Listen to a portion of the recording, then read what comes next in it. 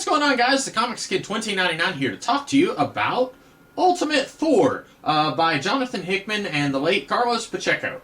This is a 4-issue miniseries that came out sometime after Ultimatum, and basically it is a prequel that is showing 3 different eras in the life of Thor before he joined the Ultimates in the Mark Millar Brian Hitch Ultimates run. I have said before, I am not, in theory, against the idea of prequels. I have heard people say, what's the point of watching a prequel? You already know what's going to happen after a prequel. And I disagree with that sentiment because, by that logic, you would never watch your favorite movies or listen to your favorite songs or reread your favorite books because you already know what's going to happen there. I don't agree with the idea of why bother with prequels.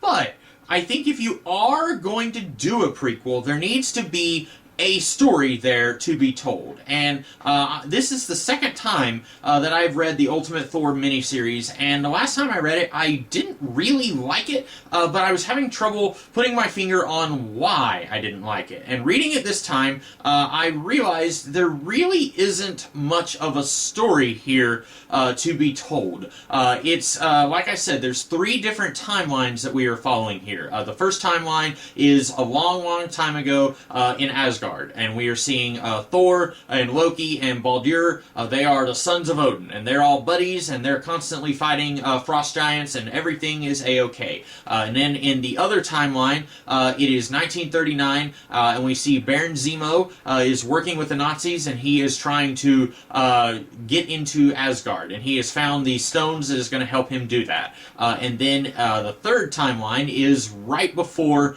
Thor joins the Ultimates in the Millar Hitch Ultimates run. And he is in not a mental hospital, but he's in a hospital, and the people there think that he's crazy. And really, there just isn't a whole lot here. It's hard for me to explain, but in the one timeline that was a long time ago in ancient Asgard, we see the fall of Loki. And I will say, honestly, I think my favorite part of this was seeing Loki and his philosophy. It does not in any way match up with the Loki that we see in Ultimates 2 by Millar and Hitch. It really doesn't feel like the same character, but I like the presentation of Loki in this story. At one point, he says, people were saying that I changed. I haven't changed. The world around me has changed. And this is a Loki who has spent years fighting a war, and now the war is over. And he says, okay, something is going to happen. We need to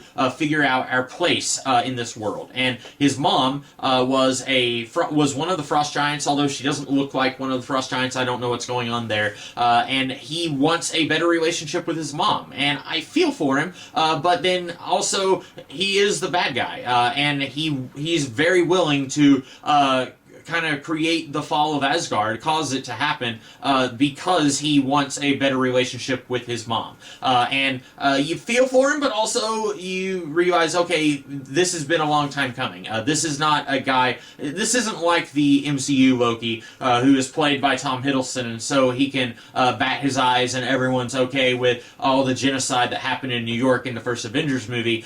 This isn't like that.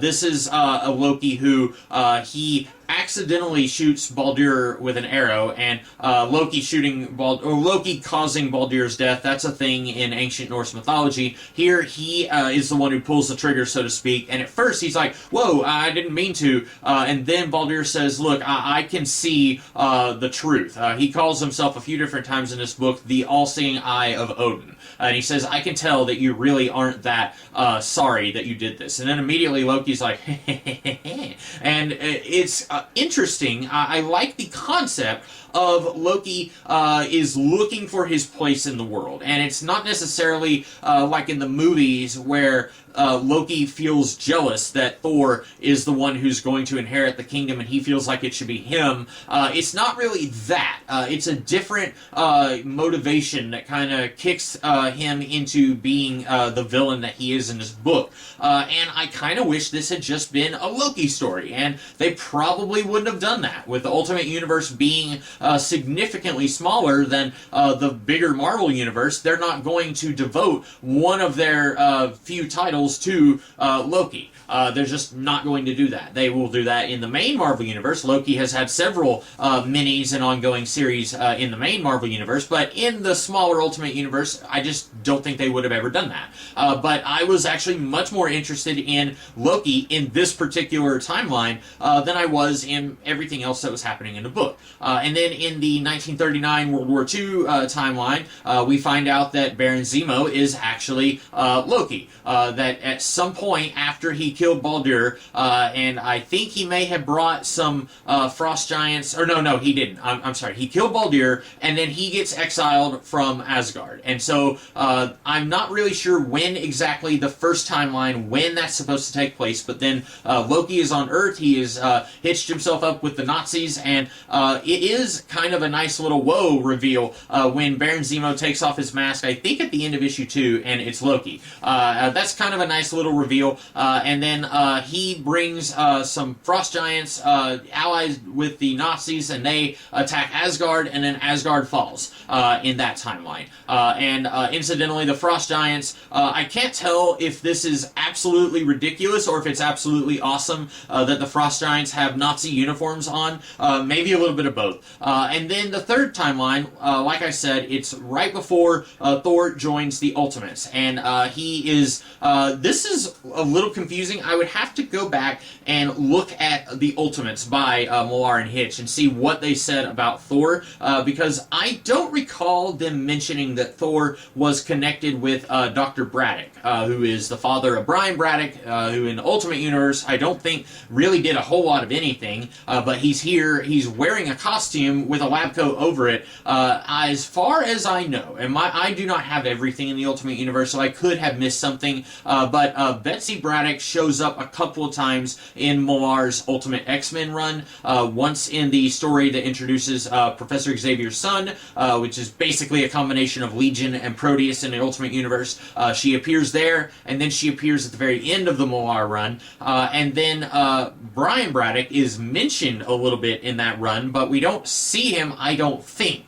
Maybe he showed up at the end of that run, I can't remember. And then I don't recall that he was ever mentioned, he or his father, in Millar and Hitch's Ultimates. But here, they are working on the European Superhero Initiative, and that's also mentioned a little bit in Ultimate Human. And here, they are in charge of that, and they have some guy, I don't remember his name, that they built this suit for, who he is going to kind of sort of be like their version of Iron Man. And then he seemingly has a psychotic break, and now he believes that he is actually the real Thor. And I remember in Ultimates, the Millar Hitch stuff, that they did mention, this is his name. His name is Thorleif something, Gunnarsson maybe, and he believes that he's really Thor. Oh wow, LOL. I just don't remember them connecting him to Dr. Braddock and Brian Braddock in that. That was the one thing about this that I was a little puzzled by. And like I said, there's just not a whole lot of story here. Maybe because it's actually divided up into 3 sub-stories, it's harder for me to look at the whole thing as one story, but I did like the Loki stuff in the Ancient Asgard as he is getting ready to become a bad guy. And I guess you could say the story here is that Thor needs to realize that he needs to be a hero, and that in the Ancient Asgard stuff, he kind of doubts, like, he's able to pick up the hammer, and he says, like, it should have been Baldur, and Odin says, look, that's not your decision to make. And then in the Fall of Asgard, we don't get a whole lot of Thor's character stuff in that timeline, and then I guess in the present day timeline, we're back to Baldur is there once again, reborn as a human like Thor was, and he says, look, you need to be a hero now, Thor. And then it's intercut with scenes from the first volume of the Ultimates, Ultimates where the Hulk is loose and the Ultimates are trying to fight the Hulk, and then Thor comes in to fight the Hulk. And so I guess you could say that the story here is Thor realizing that he needs to be a hero. I didn't really need that story told to me. We already got that in the Ultimates, where he is doing stuff, he is helping people, he's just not joining the Ultimates, and then when a big threat comes, he joins the Ultimates and he helps them deal with the Hulk. I didn't need an entire miniseries telling us that Thor has doubts and that he's not sure if he's ready. I just didn't really think there was a whole lot here. I liked the stuff in Ancient Asgard, and I'll be honest, I would have been fine if the whole miniseries was that. I like the reveal that Baron Zemo is actually Loki, and I'll be honest, if we had an entire miniseries of Loki is doing stuff in World War II, that would have been fine. I just didn't really think the whole thing came together like the people making this really thought it did. And maybe that sounds mean. And I should say, as I've been going through some of my books in the Ultimate Universe, I've been slowly working my way through them up there. And that you can see there's a little bit of a hole there at the end of the shelf where there aren't any Ultimate books. I've been going through them, and I've been trying to decide, is this a book that I like enough that I want to keep? And some of them I did not, some of them I did. I don't hate this book enough that I want to get rid of it. I don't hate the book, I just don't like it. I don't think there's really anything that I could really say I love about this book. I like the Loki stuff okay in one of the 3 timelines. Unfortunately, that's not enough for me to say that this book is something that I would recommend. I don't really know why Jonathan Hickman and Carlos Pacheco wanted to tell this story. I have no idea what was going on with Thor after Ultimates 2 by Millar and Hitch. I'd never bothered reading the Jeff Loeb, Joe Madureira Ultimates 3. Never read that, didn't read Ultimatum. And then after Ultimatum, I read a few of the minis here and there, but that was kind of where my interest in the Ultimate Universe started to taper off. And so I don't know where Thor was after Ultimatum. I know he was with the Ultimates in Ultimates 3, even though I didn't read that, but I don't know what happened to him after that. I know in Ultimate Avengers by, I think, Pacheco and Millar, I know Thor was not with the Ultimates there, because that was basically just Hawkeye and Captain America, and Iron Man was supposed to be there. I don't think that Thor was even mentioned in that book, so I have no idea what was going on with Thor post-Ultimatum. I would have been okay if they told us a little bit what's going on with him after Ultimatum. Does he feel responsible that New York City was flooded, and he's a god, and he was supposed to be there to try and save this world, and then he failed? I would have been okay with that story being told. Where are some of the other Norse gods? If Thor and Baldur were reborn as men, were some of the others